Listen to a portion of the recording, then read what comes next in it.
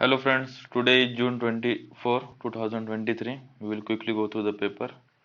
First news, when India grows, the world grows. When India grows, the world grows. Say Narendra Modi. उन्होंने बोला जब India grow करेगा तब उसके साथ वर्ल्ड भी ग्रो करेगा। ठीक है, आज उनकी विजिट खत्म हुई है। आज वो इजिप्ट के लिए जाने वाले यूएसए से। ठीक है, उन्होंने ये स्पीचेस दिए वहाँ पे। इतना कुछ इम्पोर्टेंट नहीं निकल रहा। दो तीन चीज़ें उन्होंने बोला, India is the mother of democracy अपने रगों में, और यूएसए के रगों में डेमोक्रेसी का खून बहता है, अपने डीएनए में डेमोक्रेसी है, वगैरह बहुत सारी चीज़ें बोली गई। ठीक है, यही था। और एक डील साइन हुई है जेट इंजन के लिए, जिसके अंदर 80% टेक्नोलॉजी ट्रांसफर होगी इंडिया की कंपनी को, एचएएल हालको हिंदुस्तान एरोनॉटिकल लिमिटेड को। कहाँ से? जनरल इलेक्ट्रिकल, यूएस की कंपनी है, जिसके अंदर डील साइन नहीं हुई है अभी, उस पर बातचीत चल रही है, लेकिन वो हो ही जाएगी। ठीक है, यही इंपॉर्टेंट था इस आर्टिकल में। आगे चलते हैं। एडिटोरियल में दो एडिटोरियल से आज के। फर्स्ट इसमें आएंगे अपन, bridging the gap, world economic forum का एक रिपोर्ट आई है, जेंडर गैप रिपोर्ट। ठीक है, तो उसके अंदर इंडिया ने अच्छा परफॉर्म किया है पिछले साल से। इस साल 8 प्लेसेस से रैंक ऊपर आई है इंडिया की। ठीक है, इस साल इंडिया का रैंक कितना है? 127 आउट ऑफ 146 कंट्रीज। और पूरी इंडिया में 64.3% ऑफ ओवरऑल जेंडर गैप है, मतलब लड़का और लड़की के अंदर 64.3% का गैप है आज भी। ये जो रिपोर्ट बनती है, ये 4 की मार्कर्स ऑफ द रिपोर्ट, मतलब 4 इसके कंपोनेंट्स है जिसके ऊपर ये रिपोर्ट बनती है। First component economic participation and opportunity, second component educational attainment, third component health and survival, fourth component political empowerment. ये 4 कंपोनेंट पे ये रिपोर्ट बनती है। ठीक है, ये इंपॉर्टेंट था। India has fared well in education, India ने एजुकेशन के अंदर अच्छा किया है। पॉलिटिकल एम्पावरमेंट हुई है, जिसके अंदर इंडिया के वुमेन्स का 40% पार्टिसिपेशन इन लोकल गवर्नेंस। ठीक है, ये क्यों हुआ है? 34 and 73rd and 74th constitutional amendment की वजह से हुआ है, जिसके अंतर्गत 33% रिजर्वेशन दिया गया है वुमेन्स को इन द लोकल गवर्नेंस। ठीक है, ये इंपॉर्टेंट था। और जो मेंबर ऑफ पार्लियामेंट से एमपीज, तो पार्लियामेंट में 15% वुमेन का अभी रिप्रेजेंटेशन है इंडिया के अंदर। तो ये जब से ये रिपोर्ट का पब्लिकेशन चालू हुआ 2006 से, तब से ये हाईएस्ट है। ठीक है, आर्टिकल में राइटर बोलते हैं कि वुमेन्स रिजर्वेशन बिल पे बात करनी चाहिए, इसको बढ़ाना चाहिए। वुमेन्स रिजर्वेशन बिल के अंतर्गत 33% रिजर्वेशन देना चाहिए वुमेन्स को। उस बिल के अनुसार 36% रिजर्वेशन देना चाहिए वुमेन्स को इन लोकसभा एंड स्टेट असेंबलीज। ठीक है, ये सबसे पहले बिल इंट्रोड्यूस किया था 1996 में। उसके बाद बहुत बार लाया गया, लेकिन ये पास नहीं हो सका है अभी तक। ठीक है, एक राइटर एग्जांपल देते हैं मणिपुर का। मणिपुर की जो स्टेट असेंबली है, वहां में मणिपुर स्टेट का फॉर्मेशन हुआ 1963 में, और जो उनकी स्टेट असेंबली है वहां पे पहली बार 2023 में 2 वुमन एमएलएस इलेक्ट हुई है। ठीक है, India performance in the health survival due in improvement in the sex ratio at the birth driven up parity more than a decade of slow process. ठीक है, तो ये बोल रहा है कि जो बर्थ में जो जेंडर पैरिटी होती है, इक्वेलिटी होती है, वो कम हुई है 10 सालों के अंदर। ठीक है, so much unpaid work at home, woman जो अनपेड वर्क करती है घर पे, तो वो कंसिडरेशन में लेना चाहिए। और वुमेन्स को जो एजुकेशन देना चाहिए, वो एजुकेशन ऐसे देना चाहिए कि उनको जॉब का एश्योरेंस रहे। ठीक है, ये पॉइंट बहुत अच्छा है, जॉब एश्योरेंस एजुकेशन। क्योंकि वुमेन्स को एजुकेशन दी जाती है, लेकिन जब वो जॉब ढूंढने जाती है तो वो स्किल्स उनकी उनके पास होती नहीं, क्योंकि आउटडेटेड करिकुलम सिलेबस जो है हायर एजुकेशन का, वो आउटडेटेड है। तो उसकी वजह से उनको जॉब नहीं मिलती, तो वो विशियस साइकिल ऑफ मैरिज, तो उनको शादी करनी पड़ती। ये वो विशियस साइकिल में गिर जाते, तो उससे उनको बचाने के लिए उनको जॉब एश्योर्ड एजुकेशन देना चाहिए। ठीक है, और जब उनको जॉब मिलता है तभी भी उनको बहुत सारे जो नॉर्म्स होते हैं सोसाइटी में, जो पैट्रियार्कल सोसाइटी है, वो उनको फॉलो करने पड़ते हैं। उसके ऊपर भी इंडिया ने काम करना चाहिए, सोसाइटल चेंज लाना चाहिए। यही पूरे आर्टिकल की थीम है। ठीक है, इससे अलावा कुछ नहीं है। नेक्स्ट ट्यूटोरियल में जाएंगे। इसमें इंडिया और इजिप्ट का रिलेशन दिए है। इंडिया इजिप्ट में समिट होने वाला है, उसके पहले के पूरे उन्होंने ये दिया है। मैंने अभी बोला था आपको, यूएस के बाद इंडिया के प्राइम मिनिस्टर इजिप्ट की विजिट पे जाने वाले, यूएसए से सीधा इजिप्ट में जाने वाले। ठीक है, 24 और 25 जून को वो यूएसए में होंगे। ठीक है, मतलब आज और कल। तो इन आर्टिकल में पूरा इजिप्ट की और इंडिया की हिस्ट्री दी है, ट्रेड कैसे होता था, रिलेशंस कैसे थे, अब क्या होता है। ठीक है, तो will go through the article. Historically Egypt and India tie perhaps the oldest civilisation links. ठीक है, मतलब इजिप्ट में भी ओल्डेस्ट सिविलाइजेशन थी और इंडिया में भी ओल्डेस्ट सिविलाइजेशन थी, तब भी उनके टाइज थे। कैसे? इन 2750 बीसी द फरोहा ऑफ, मतलब किंग को फरोहा बोलते थे वहां पे, सौरा किंग का नाम है, send a ship to the land of Punt. Land of Punt किसको बोला गया है?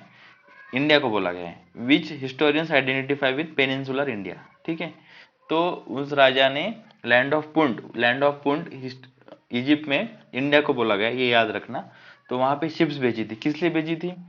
तो कुछ सामान गोल्ड वगैरह लाने के लिए। ठीक है, by the middle of the second millennium BC Egyptian mummies were wrapped in muslin dyed with indigo. ठीक है, जो इजिप्टियन मम्मीज थे उनको जो रैप करने के लिए जो कपड़ा रहता था मुस्लिन, वो भी इंडिया से आता था और उसको डाई करते थे इंडिगो में। ठीक है, तो वो भी इंडिया से आता था, दोनों ही चीजें इंडिया से आती थी। इतनी हिस्टोरिकल टाइज है इंडिया और इजिप्ट के, ये राइटर बोल रहे हैं।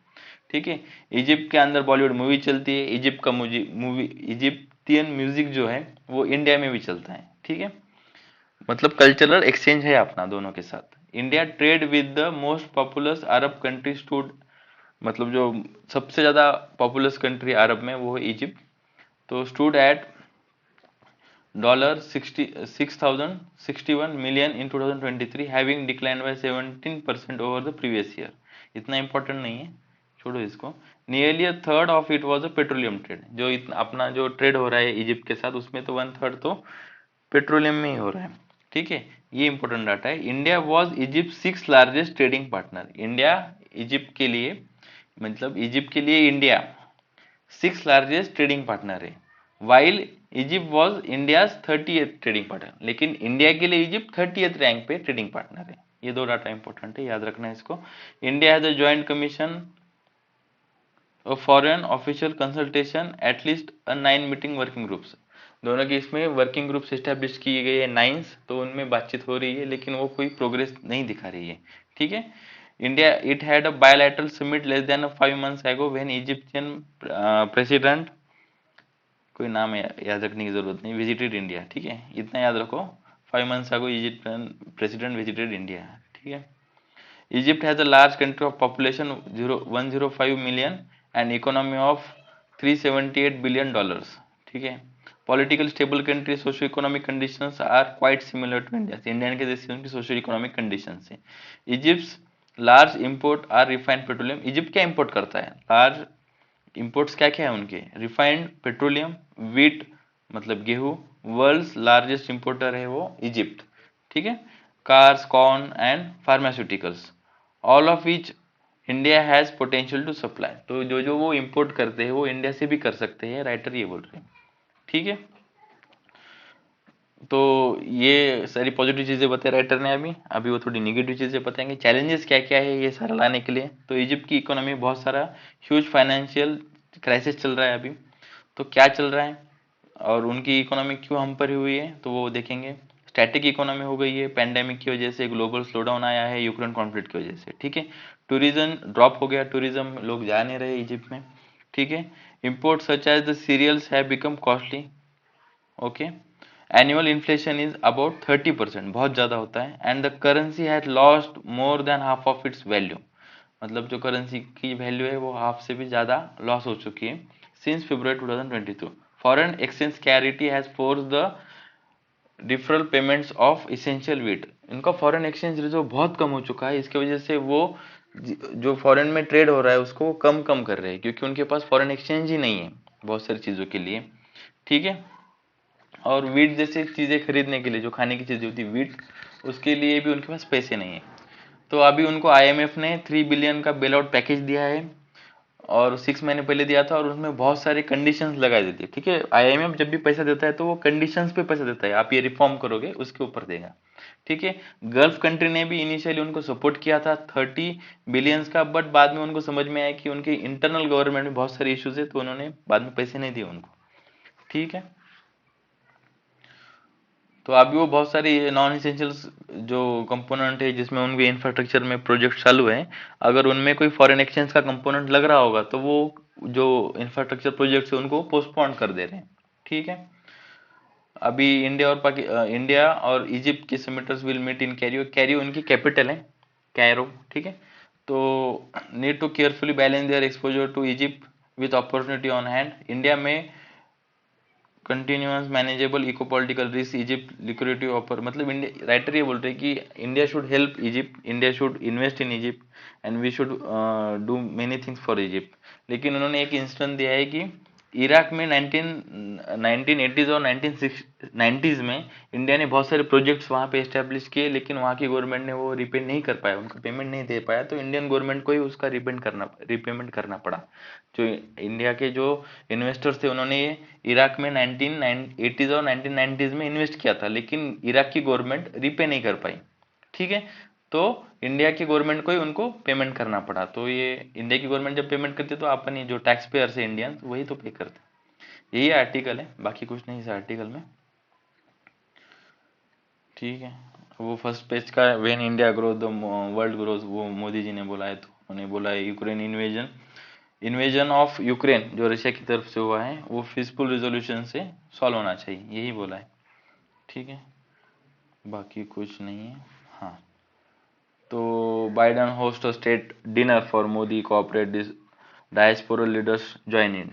ठीक है। कुछ ने वो खाना खाया, क्या खाया, तो उन्होंने मिलेट्स खाए। मिलेट्स क्यों खाए? क्योंकि इंडिया इंडिया मिलेट्स को प्रमोट करता है और यूनाइटेड नेशंस ने इंटरनेशनल ईयर ऑफ मिलेट 2023 को डिक्लेयर किया है। ये इंपॉर्टेंट फैक्ट है, याद रखना। यूनाइटेड नेशंस ने international year of millet declare किया 2023 को, इसलिए उन्होंने डिनर में मिलेट्स वगैरह खाए। ठीक है। ये थोड़ा सा इंपॉर्टेंट आर्टिकल, इसको ध्यान से सुनना। Jet engine deals secures 80% technology transfer to HAL Hindustan Aeronautical Limited first engine in the third year. ठीक है। ध्यान से सुनना। ये साइन नहीं हुआ है, साइन अगर होता है तो 80% टेक्नोलॉजी ट्रांसफर होगा। जो टेक्नोलॉजी ट्रांसफर होगा वो क्रिटिकल टेक्नोलॉजी होगी। ठीक है। यही बताया गया है। यूएस की कंपनी का नाम है जनरल इलेक्ट्रॉनिक्स। ये टेक्नोलॉजी देगी किसको? हाल को हिंदुस्तान एरोनॉटिकल लिमिटेड को। ठीक है। ये दो चीजें याद रखिए। इसमें 80% टेक्नोलॉजी ट्रांसफर होगा। ये में जो साइन हुआ है वो किसके लिए हुआ है? लाइट कॉम्पैक्ट एयरक्राफ्ट MK2 का इंजन बनाने के लिए हुआ है। ठीक है। एक्सेप्ट द स्मॉल ये इंपॉर्टेंट है, except for a small component F414INS6 engine will be entirely manufacture in India. जो चीजें बनेंगी वो एंटायरली इंडिया बनेगी, सारी दो चीजें छोड़ के, एक्सेप्ट स्मॉल कंपोनेंट छोड़ के। ठीक है। जो स्मॉल कंपोनेंट है वो उनके देश में बनाएंगे, लेकिन जो एंटायर इंजन होगा वो यही बनाएंगे। Critical technology. Some of the technologies that would transfer to India includes special coating for corrosion, casting, machining, and coating for a single crystal for turbine blades, casting and machining and coating of nozzle guide vanes and their hot parts, blisk machining, forging, and or foreign or power metallurgy disc for turbines, machine for thin walled titanium casting। ठीक है। ये सारी critical energies में आती है, critical technologies में आती है, तो वो ट्रांसफर करेंगे वो इंडिया को। तो ये चाहो तो पढ़ लो, नहीं जरूरत भी नहीं है, बस एक थीम आए इसलिए मैंने आपको बताया।